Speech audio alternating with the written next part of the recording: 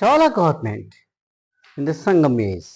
We have seen a very important person in the Chola government was the king.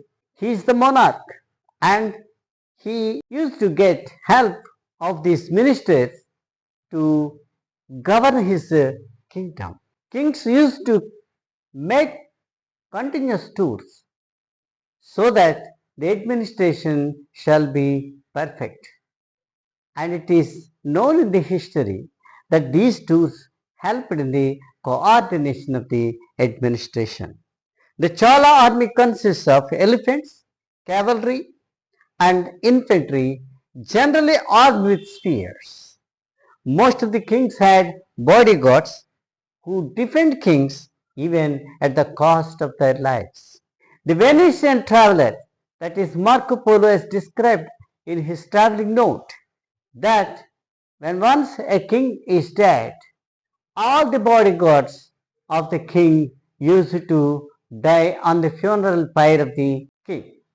This is an exaggerated statement.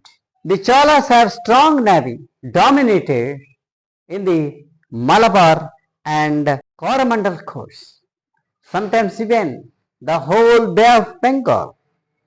Chola Empire divided into Mandals or provinces. They in turn divided into Velanadu and Nadu.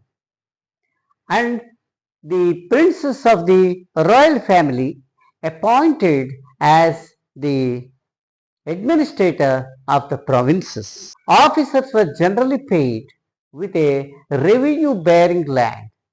With that revenue on the land, they used to bear the cost of their living. The Cholas rulers built a very beautiful and strong network of roads. These roads are used for the trade as well as for the traveling of the movement of the what you call the armies.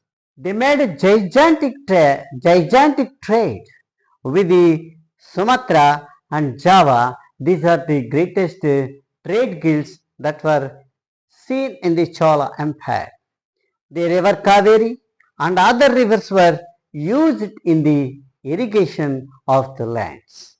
The government share of land revenue is fixed, but we do not know how much land revenue the Cholas used to collect. They have done a vast survey of the lands of the total present in the kingdom of Cholas. Government income also come from the tolls and the trade, professional tax, and also tributes from the neighbouring states and also the territories. The Chola rulers were wealthy and effort to build the beautiful cities and also great monuments. The government formed a number of committees. The village administration is done by the assembly called Or. In the case of Mahasabha, that is present the adults of the Brahmanas, and it is almost the villages of the Agraharams where the Brahmanas live. They enjoy the great autonomy in deciding the future of their villages. The affairs of the village was totally conducted by a committee, and the members of this committee either wealthy people and they are continuously nominated by the king or also by a rotational influence, a rotation by the people selection. The committee members are elected. They are educated and also they used to serve the purposes of the committee of the village.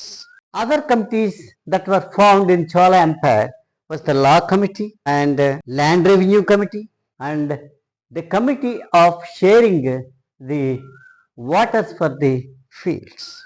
The committee of the land settlement, that is done by the elders of the Mahasabha, and they decide the new lands to which they have to be given the rights on it. They also used to raise the loans and also levy taxes where the circumstances needed for them.